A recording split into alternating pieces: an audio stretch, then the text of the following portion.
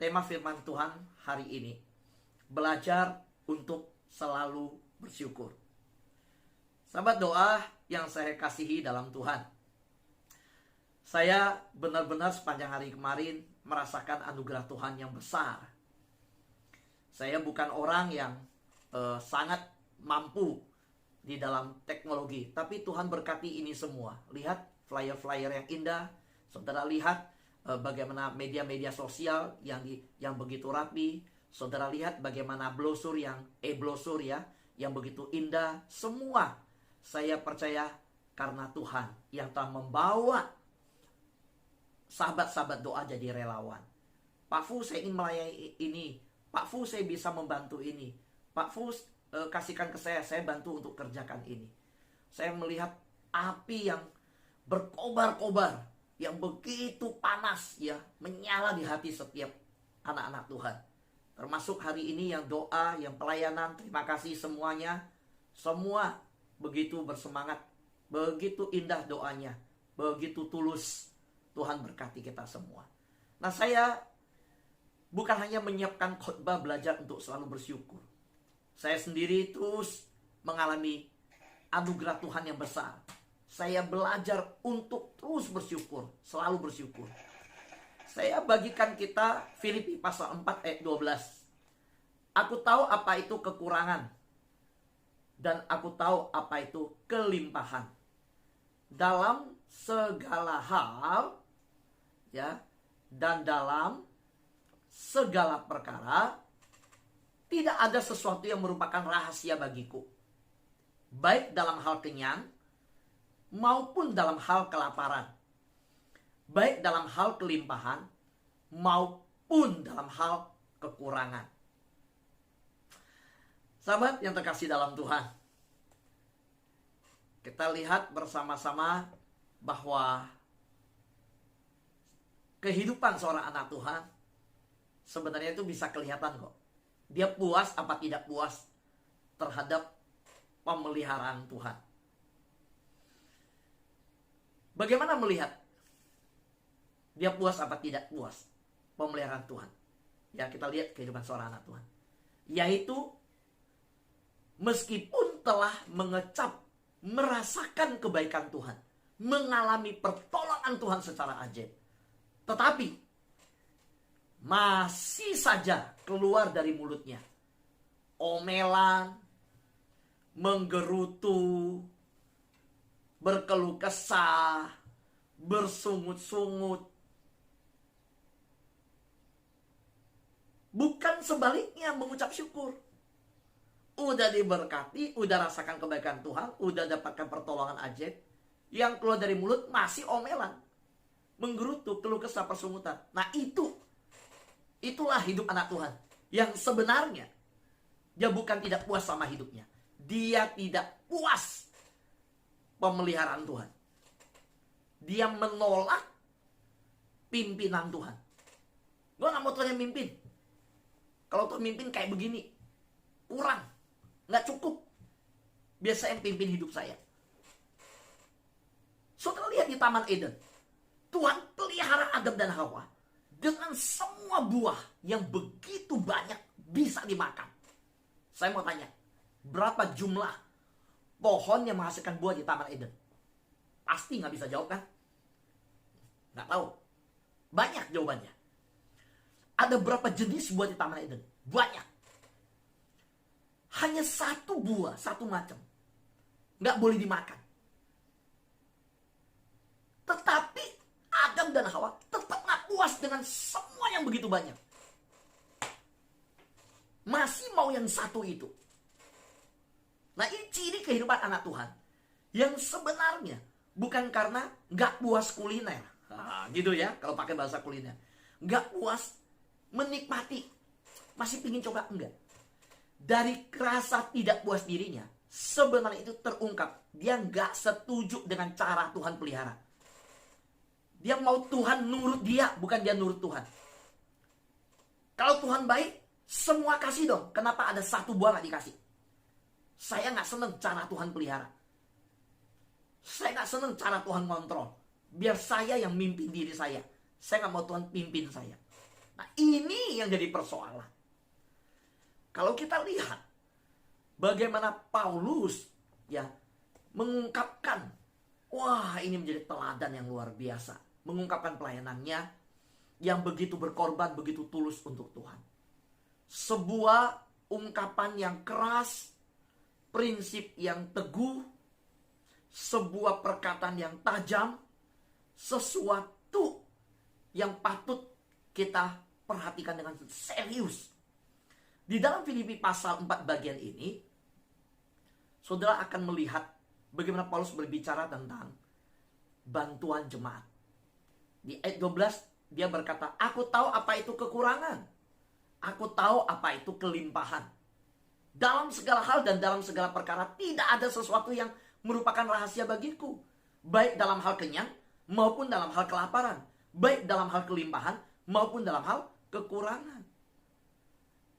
Saudara tahu yang Paulus ungkapkan ini serius. Karena benar memang dia tahu semua. Lihat ayatnya. Saya kasih contoh. Di 1 Korintus pasal 4 ayat 11. Paulus bilang begini. Sampai pada saat ini kami lapar, haus, telanjang, dipukul, dan hidup mengembara. Ini catatan Paulus untuk perjalanan pelayanannya yang dia pernah alami. Bukan hanya di 1 Korintus pasal 4 ayat 11. Paulus juga mengungkapkan di 2 Korintus pasal 11 ayat 9. Dan ketika aku dalam kekurangan di tengah-tengah kamu. Jadi Paulus pernah kekurangan. Paulus berkata, aku tidak menyusahkan seorang pun. Sebab apa yang kurang padaku dicukupkan oleh saudara-saudara yang datang dari Makedonia. Nah, dia nyindir. Ya, dia sentil dan dia tegur jemaat Korintus. Saudara, Makedonia dengan Korintus itu berbeda. Semua pelayanan Paulus baik di Efesus ya, kalau kita lihat Efesus, Filipi, Kolose, ya, Makedonia, Korintus, Galatia, mana yang paling sukses? Mana yang paling sukses dan arti paling bertumbuh jemaatnya? Korintus. Paling banyak karunia, Korintus. Kalau mau baca tentang daftar karunia, baca surat Korintus. Wow, karunia-karunia banyak. Mana yang paling diberkati? Kaya, berkelimpahan, kaya raya. Jemaat Korintus. Mana yang paling pelit? Jemaat Korintus. Jemaat yang paling tidak peka kebutuhan Paulus. Jemaat Korintus. Jemaat yang tidak tahu mendukung pelayanan Tuhan. Korintus. Jemaat yang tidak tahu bagaimana pelayanan Paulus sampai melapar, kedinginan, dipukul orang, begitu bergumul, mempertaruhkan nyawa. Jemaat Korintus. Justru Makedonia, jemaat yang kekurangan, nggak kecukupan, kesulitan dalam pergumulan hidup, dengar Paulus dalam pergumulan dan pelayanan, mereka bisa kumpulin dan mereka dukung untuk jemaat Makedonia. Nah, ini Paulus berkata, sebab apa yang kurang padaku dicukupkan oleh saudara-saudara yang datang dari Makedonia. Makedonia mengutus orang, mengumpulkan bantuan, utus orang membawa bantuan datang ke Paulus. Nah, Paulus tuliskan ini kepada jemaat Korintus. Dan jemaat Korintus baca itu. Paulus berkata, dalam segala hal aku menjaga diriku, supaya jangan menjadi beban bagi kamu. Kamu itu Korintus. Dan aku akan tetap berbuat demikian. Nah, di sini Paulus memberikan Korintus melihat bagaimana perbuatan dari jemaat Makedonia. Karena itu, sahabat yang terkasih dalam Tuhan, kita melihat bahwa bukan orang yang dalam kelimpahan pasti mengucap syukur. Enggak. Jemaat Korintus kelimpahan. Jemaat Korintus sangat cukup. Tetapi dalam kelimpahan yang sangat cukup, mereka merasa kurang. Sehingga tidak sadar akan kebutuhan pelayanan Paulus. Jadi ketika bicara tentang kehidupan anak Tuhan, bagaimana dia puas atau tidak terhadap pemeliharaan Tuhan, lihatlah bagaimana dia hidup bersyukur. Ada yang sudah dipelihara Tuhan, bukannya mengucap syukur. Sudah alami kebaikan Tuhan, sudah mengalami pertolongan Tuhan yang ajaib, tetapi tetap mengeluh kurang, tetap mengeluh, tetap mengomel, tetap berkeluh kesah. Dan ini jelas terjadi di dalam kehidupan bangsa Israel. Udah dipelihara Tuhan dengan tiang awan, tiang api. Sudah dipimpin Tuhan, sandal mereka tidak rusak. Baju dibadat 40 tahun. Tuhan pimpin mereka nggak kekurangan pakaian, makan, minum. Mereka berteriak, air ini pahit, Tuhan ubah jadi manis. Mereka bilang panas di padang gurun, Tuhan kasih tiang awan. Di malam hari gelap, Tuhan kasih tiang api. Mereka berkata lapar, Tuhan kasih mana. Mereka bilang mana bosen, nggak ada daging seperti di Mesir, Tuhan kasih burung puyuh. Apa yang kurang? Gak kurang. Mereka berteriak, musuh menyerang di tengah perjalanan, Tuhan kasih pembelaan, Tuhan kasih panglima perang, malaikat Tuhan berjalan mendahului mereka. Tapi mereka adalah bangsa yang terus mengeluh sampai akhirnya Tuhan habiskan satu generasi yang mati semua di padang gurun. Generasi ini sebenarnya sudah diberikan janji masuk tanah Kanaan. Generasi inilah yang keluar dari Mesir. Tapi Tuhan berkata, enggak. Generasi selanjutnya yang saya kasih masuk ke tanah Kanaan, generasi yang ini tidak boleh masuk. Sebenarnya janji itu diperuntukkan bagi mereka, tapi karena hidup mereka tidak tahu mengucap syukur. Karena itu hari ini ketika saya bergumul dalam hadirat Tuhan berdoa di tanggal 3 Juni, apa yang Tuhan mau tuntun kita di hari ini? Tuhan mau tuntun kita untuk hidup belajar mengucap syukur kepada Tuhan. Ya, belajar untuk selalu bersyukur. Belajar untuk selalu bersyukur. Sahabat, doa yang saya kasih dalam Tuhan. 1 Tesalonika pasal 5 ayat 18 berkata, mengucap syukurlah dalam segala hal, sebab itulah yang dikehendaki Allah di dalam Kristus Yesus bagi kamu. Ini tulisan Paulus, seorang yang pernah dipenjara, pernah kelaparan, diombang-ambing dalam lautan, dikepung orang, mau dipukul, mau dibunuh, dihinakan, mengalami kondisi yang berat, tantangan, pernah didera, pernah dirajam, pernah disiksa. Wah, tapi apa yang Paulus katakan? Mengucap syukurlah dalam segala hal, sebab itulah yang dikehendaki Allah di dalam Kristus Yesus bagi kamu. Saudara, saya mau mengajar kita untuk mengerti apa itu mengucap syukur dalam segala hal ya. Ingat, saya bingung nih, ada orang Kristen salah nafsir ini. Ketika suami meninggal, dia senyum-senyum di rumah duka. Orang luar datang, dia ketawa-ketawa. Orang bingung. Terus lalu dia ngomong lagi, ya, saya mengucap syukur suami saya meninggal. Wah, saya udah tahu nih, ini keliru nih dia menafsirkan 1 Tesalonika pasal 5 18. Ada orang, ya, ini terjadi sama sahabat saya. Sampai dia nangis. Anaknya autis, ya. Lalu dia datang ke perkumpulan autis. Di perkumpulan autis ini ada komunitasnya. Ada satu ibu menerjemahkan ayat ini keliru. Jangan ngomong bangganya, wah kita orang Kristen, kita nggak boleh mengeluh. Saya bersyukur anak saya autis. Ibu ini yang baru datang gabung, nangis loh, pulang nggak mau gabung. Kayak begitu ya orang Kristen ya. Saudara, hati-hati gini, hati-hati ya. Ketika suami kita dipanggil Tuhan, ketika kita mengalami anak kita autis, yang contoh tadi, kita bukan diminta Tuhan bersyukur untuk autisnya, bukan mengucap syukur untuk matinya suami kita, bukan mengucap syukur itu. Kita mengucap syukur walaupun suami kita mengalami kondisi kena serangan jantung, stroke, meninggal. Kita bukan mengucap syukur untuk matinya, kita mengucap syukur karena Tuhan beri kita kekuatan menghadapi situasi itu. Kita mengucap syukur bukan untuk autisnya anak kita.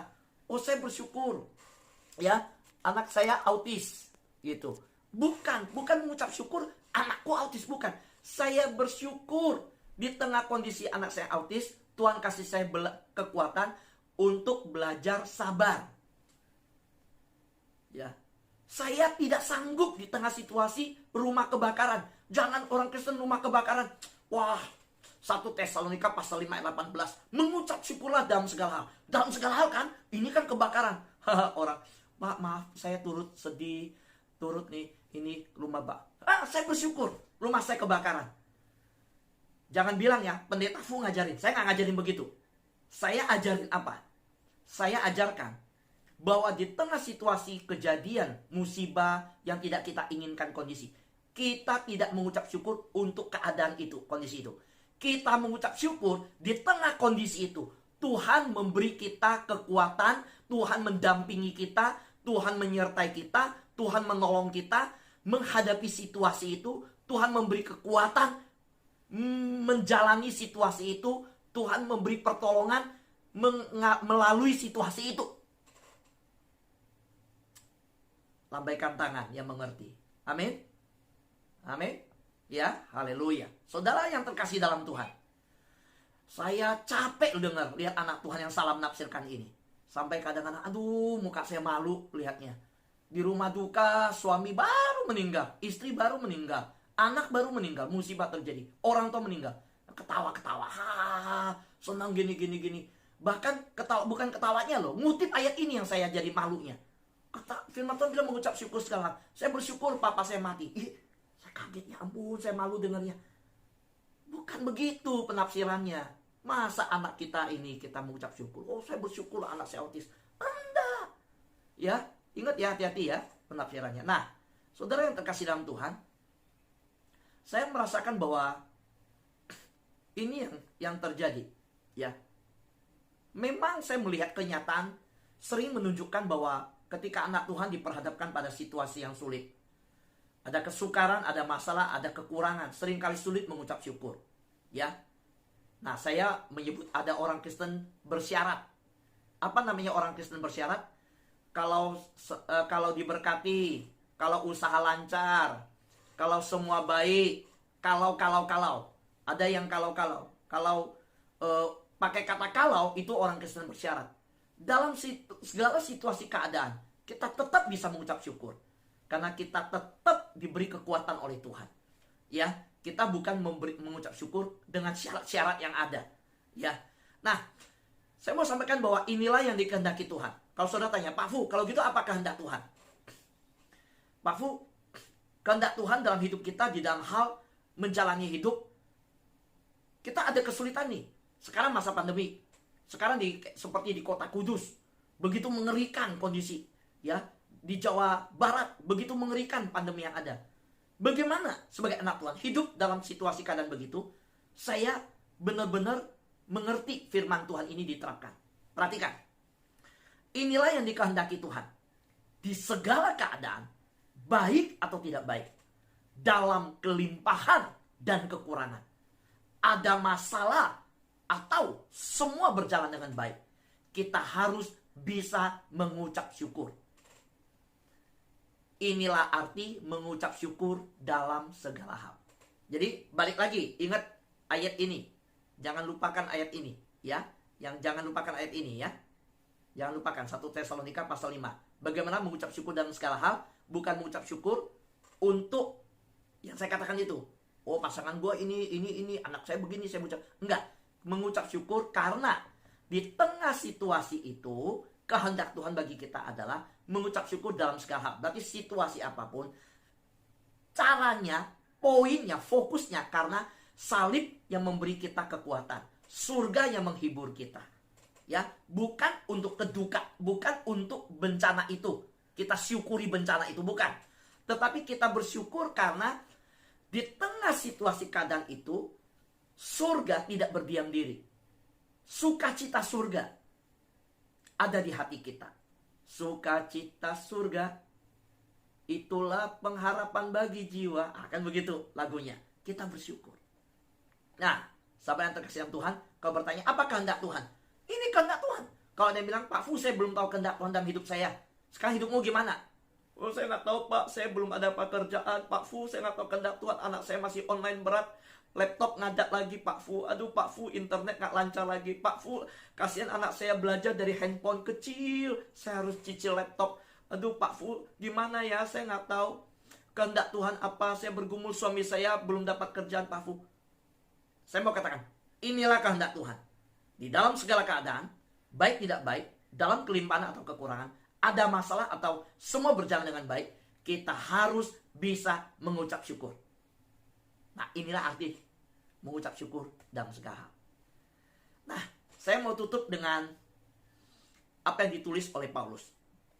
Kalau saudara sekali lagi lihat bahwa di dalam firman Tuhan yang saya kutip di dalam Filipi pasal 4, itu diberi judul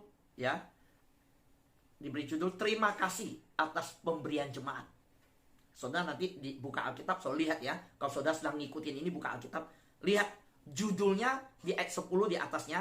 Jadi ayat 10 sampai ayat yang ke-20 itu Lembaga Alkitab Indonesia memberi judul terima kasih atas pemberian jemaat.